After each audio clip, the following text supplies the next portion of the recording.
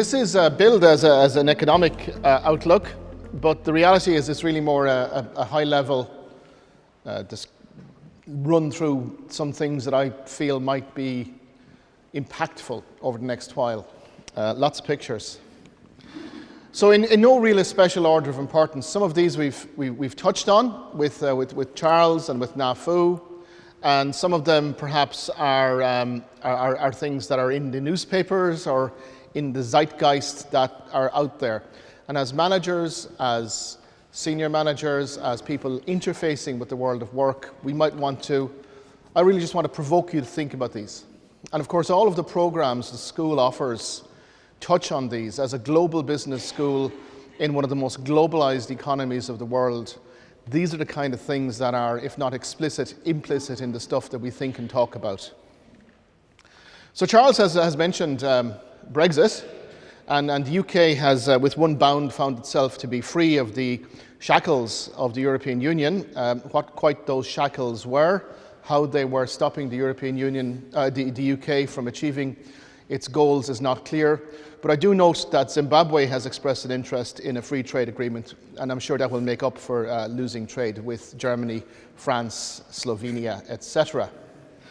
The reality is that they have no plan.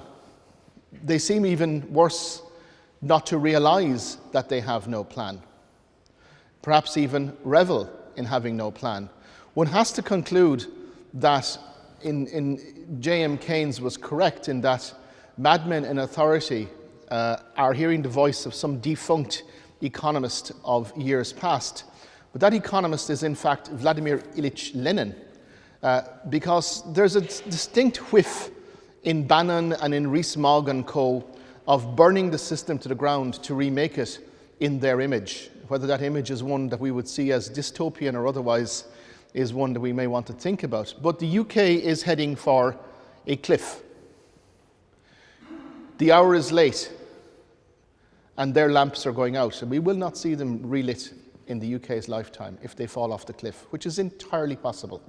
The only hope is that the European Union will do as it always does, which is do the minimum possible thing at the last possible moment. And that's how you can work with 27 groups.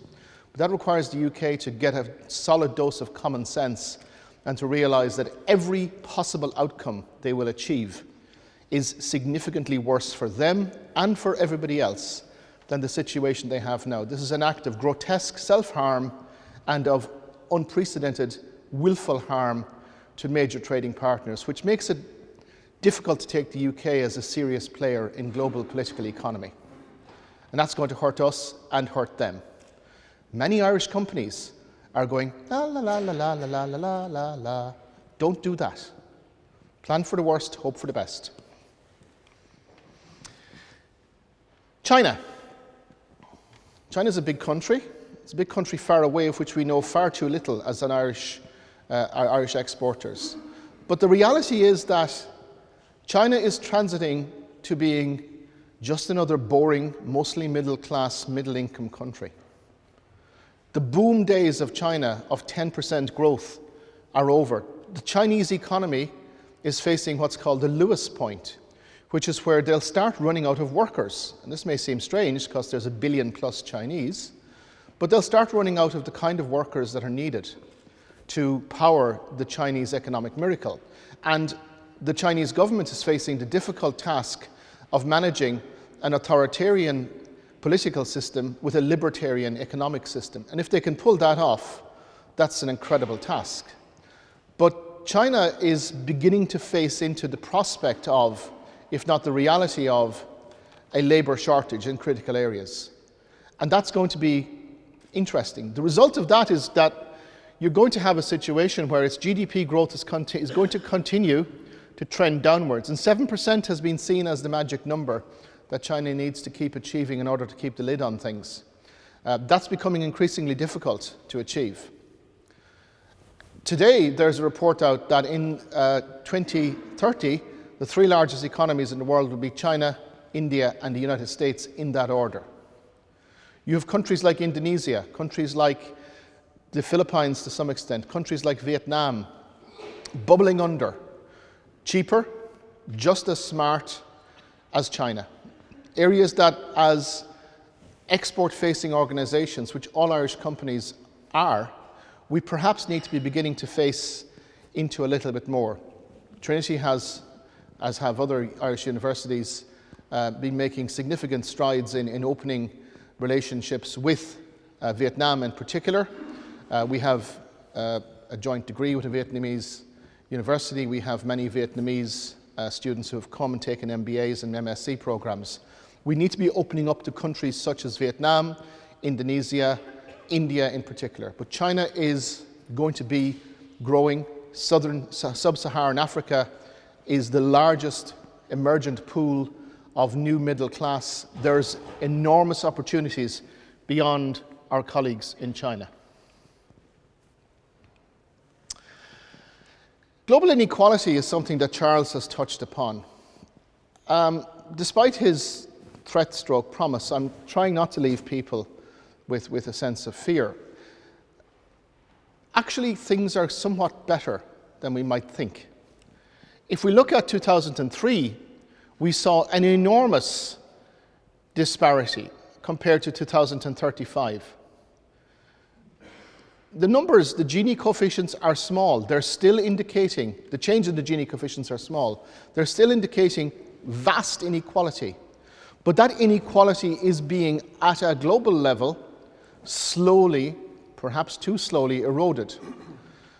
The reality is that in a world where we have the top 42 wealth holders holding as much wealth as the bottom 3.7 billion, that simply can't go on. I'm on record as saying that there should be a 100% tax on all wealth over some enormously large figure, say $1 billion, and a 100% tax rate over some enormously large income, let's say $1 million or $5 million.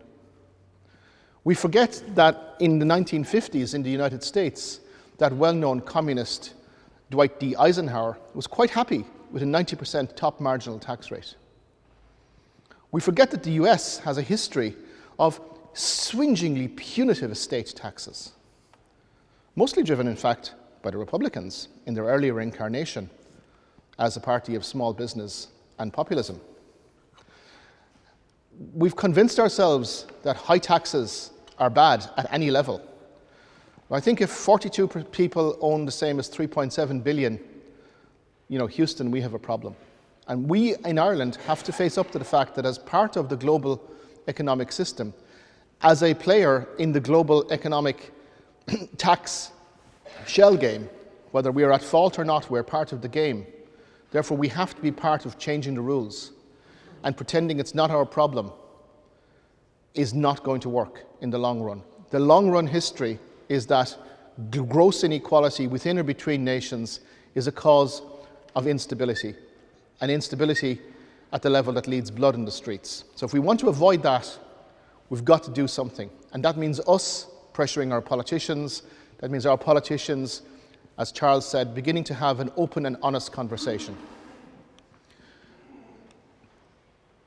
There are countries which are going to double their income rapidly. China, India, South Korea. If you look at the difference between China and India in terms of how quickly it'll take their GDP per capita to grow compared to some of our mature countries, then you can see that while we must face into Europe, and we must see ourselves as part of the global Europe, we really need to start thinking beyond Europe. We're an island, a small, soggy island off a peninsula of Asia. And we won't get richer than we are by continuing to simply look at the slightly larger, slightly less soggy island off the peninsula, nor at the peninsula.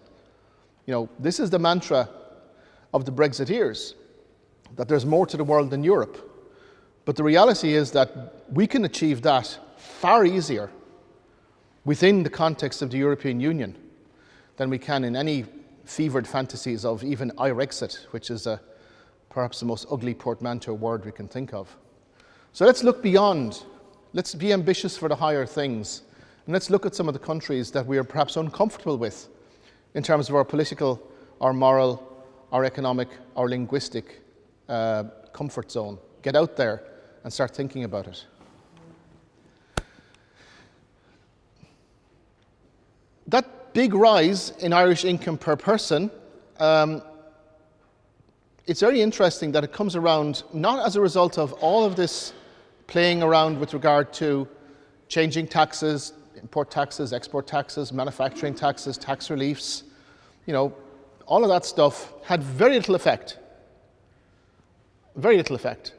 What really had an effect was the single market. It's abundantly clear in every series you look at. There's an enormous break in 1992 when we had and we took the opportunity posed by a seamless entry into a market of 500 million people to act as both a portal into that market and as players within. And again, I would ask my colleagues in the United Kingdom, given that this is the case for everybody else, please write on no more than 2 sides of the page why you think reversing it is a good idea. The tax system is imbalanced. Charles has pointed that out. While we don't want to drive the multinationals away with 40% tax rates, it's not clear that they necessarily came just because of the tax rates. There's a complex stew of issues, and tax is part of it, but it's never quite clear the extent to which that's the dominant or preeminent part. And a bit more adult discussion on issues around national competences, which are both human capital, we're all in that area, also physical capital, environmental capital, political capital are needed. And building up those is the long-run solution, rather than relying on being a player in the global tax chain of non-being. We also need to have a strong discussion about which of these overlapping bits and pieces we're in. Right now, we're not in Schengen, for example, which means that we've deliberately cut ourselves off from large quantities of students, large quantities of business people, who just find it difficult to come to Ireland, or if they come to Ireland, to get out of Ireland. Why is that? Well, primarily it's because we don't want people having hassle crossing the border for GAA matches. I mean, that's what it comes down to. Our immigration policy is we'll do what the Brits do, except we'll try and have a human face in it. Is that sustainable in the future? We've never had an honest discussion about Schengen. And that's a discussion we need to have. Especially if they're going to put a hard border up because they crash out into this fantasy land of being the only country apart from Mauritania that trades on World Trade Organization open tariffs. Which of these bits do we want to be in? Do we want to be in the core? Or do we want to be a bit out in the periphery with a bit out here and a bit out there? And, where do we want to be in the future? I mean, the UK is going to be, out here somewhere, falling off the cliff. Worse than San Marino, that economic powerhouse. Global growth and Irish growth. Well, Irish growth has picked back up. As Charles has mentioned, we have a problem with our measures of gross domestic product. In fact, globally there is a move around to rethink what do we measure, how do we measure national output in a world where it's becoming increasingly virtual. Statisticians grapple with these kind of economic changes all the time, and that's going to result in changes in definitions, and those changes in definitions will result in changes in measured output. We shouldn't confuse those with changes in the real economy. They're lagging indicators. The reality is we have recovered. We've done quite well. We've a long way to go. We didn't quite have a lost decade, but we came damn close to it. I would point out again that our colleagues in the UK are looking between the global financial crisis and a quite boneheaded approach to austerity at perhaps 2 decades of lost income in terms of returning back to 2007 period. But I'm sure trading with Mauritania and Zimbabwe on zero tariffs will make that all go away. Who's growing the world? Well, a large proportion of it is China, but equally a large part of it, and an increasingly large portion over time, are other emerging countries. It's not predominantly the rich West. That stopped in its tracks in 2007, 2008. Back in the 80s, it was the West, the G7. Now, it's a combination much more balanced of the G7, China, and large emerging countries, the BRICS, perhaps without Russia as much as it should be. And again, that means that, when our attention is focused entirely on this small light blue piece of the cake, there's a lot more cake out there that we want to think about. The United States, small, important.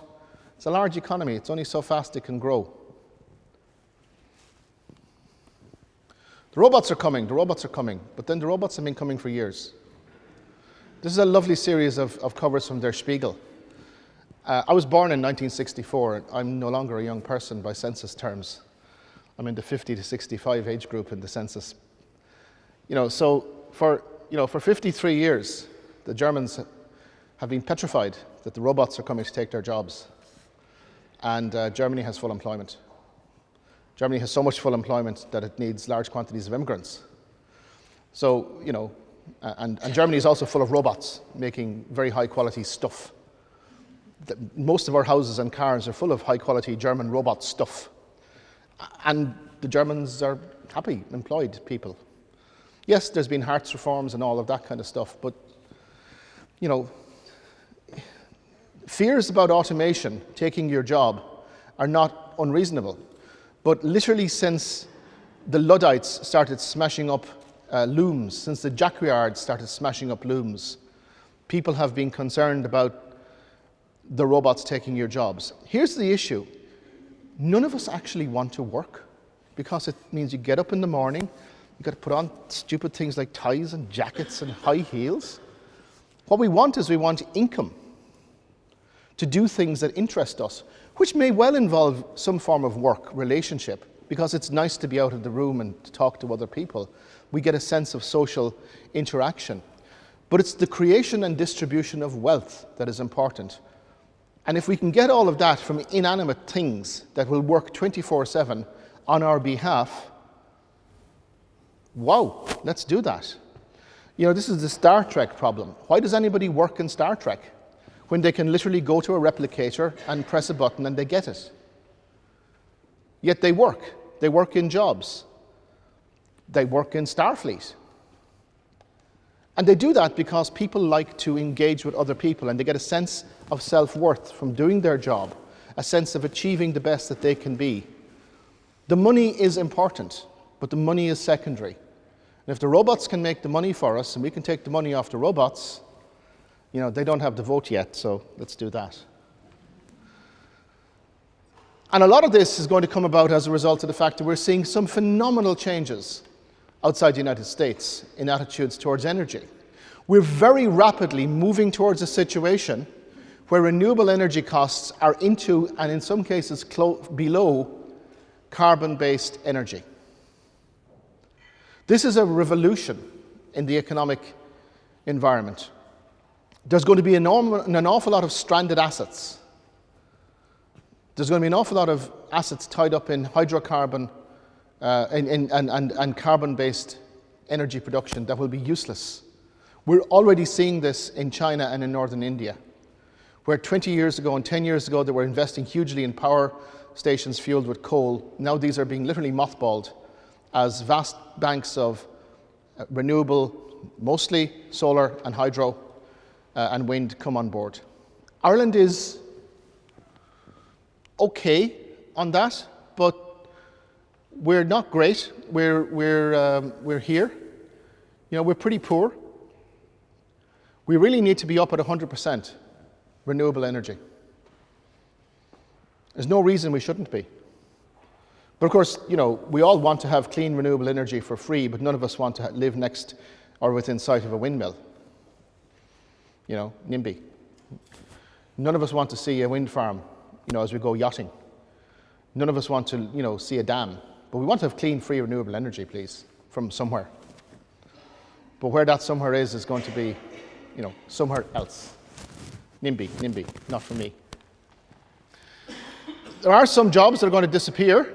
Amazon, who should terrify everybody, have opened their, if you thought that Tesco's scan as you go approach was both swift and frightening, they now have a completely unstaffed store, which is getting enormous business in Seattle. They have nobody. They have a security guy, but they have nobody. You go in, you scan, you pay, you go. Take that forward. Look at how many people are no longer employed on checkouts. Instead we have to contend with unexpected items in the bagging area. I really would love someday to do, put in something like, like a Viking horned helmet and go like, that's bloody unexpected in the bagging area. We all go there. We all hate the damn things.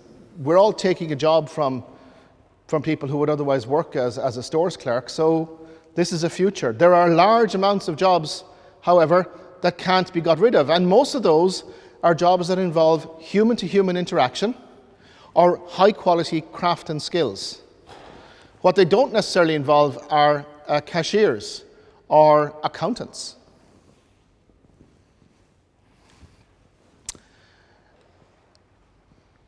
Populism is important, but populism in Europe is a different beast to populism in the United States. Populism in Europe is mostly around populism. In the US, it's becoming increasingly around nativism, which is a long strain of an almost unique to American blend of populism and racial identity. There are some incredibly terrifying stories coming out, some of which I was sharing with colleagues this morning, about now people using DNA in the United States to determine whether or not somebody is a citizen. If that doesn't absolutely terrify you, it should. So populism is really problematic, and our populism is that we want everything free and we want it now and we don't want to pay for it, and we're a uniquely highly taxed country. Never has there ever been a country as highly taxed as Ireland. Everybody in Ireland pays more tax than anywhere else in the world at any level of income. We know this to be true because we're told this constantly. We all in the public sector have not only gold but now Bitcoin-plated pensions. None of this is true. And whatever your views on payment for water, it's quite worrying when what is predominantly a phenomena of certain regions in Dublin, Cork and Limerick can drive the whole approach to the country. Anybody who lives in the country, you're almost certainly paying for water. People out like me who live in the bog, or in small towns, group water schemes are a feature of our life. We pay for the water. Like, what's the problem? We've seen populism in Ireland. We see populism in Ireland writ large with, we want cheap housing, but not mine. We want high-density housing, but I want to live in a 3-bedroomed detached house with garden front and back. This is me, by the way. I bought my house in 1998, so I can say that. We want free clean energy, but not anywhere I can see it. We have a political system which is the most populist in the country, in the world. It's hyper-localized, and that means that having a discussion about, where we as a country want to go is really difficult when national health policy can be driven by who screams loudest about a local health issue, no matter how important and how vital and how heartrending that is for the local people involved. And any of us would be the first to start screaming and shouting if it was us. But for making national policy decisions, that may be difficult. And of course, for Ireland, this time is different. We're never going to have a housing crash like we had in 2008. We'll have a different one. Right this morning, at some ungodly hour when I was coming in, I heard a report from the Chartered Surveyors saying that despite the rent caps, rents are expected to rise, and they're already higher than the 2006 peak, by 8% this year. So how are you going to get staff if you can't house them?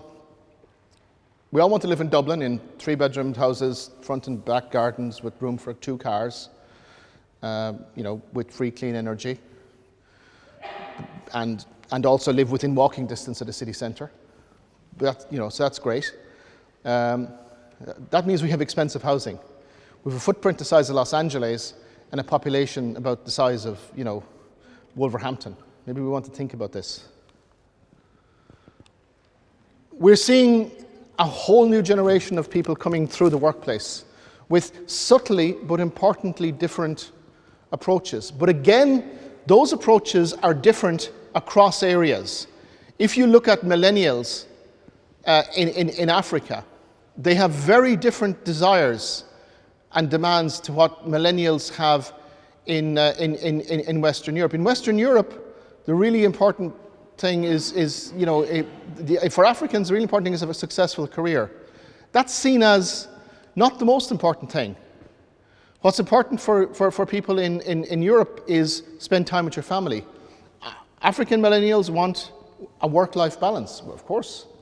European millennials seem to go like, I just want time with my family, and the work thing, well, we can think about that, So when you're looking at working with different cultures, when you're looking at selling into different countries, when you're looking at employing people transglobally, one size absolutely does not fit all. And millennials is a very large bucket term that conceals as much as it reveals.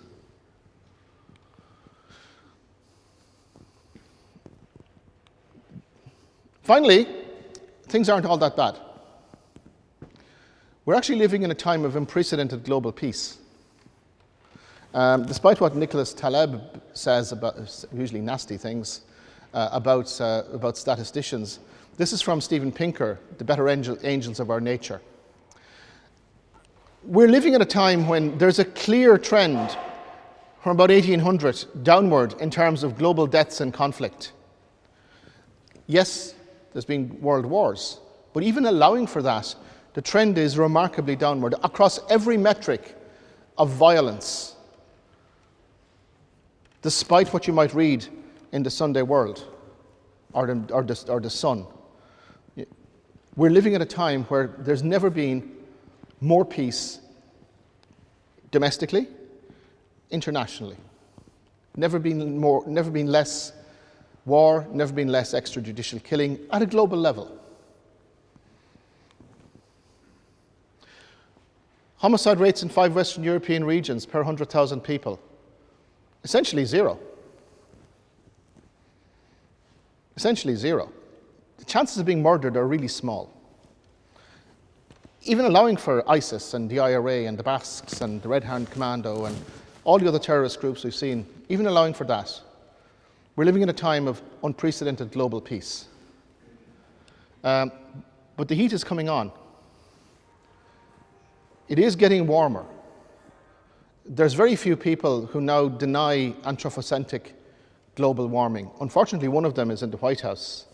But the evidence is very clear that even allowing for the fact that there are significant cycles of global temperature, right now we seem to be in a situation where the rise is much larger than the rise should be if this was part of the regular cycle of heating and cooling that the Earth goes through.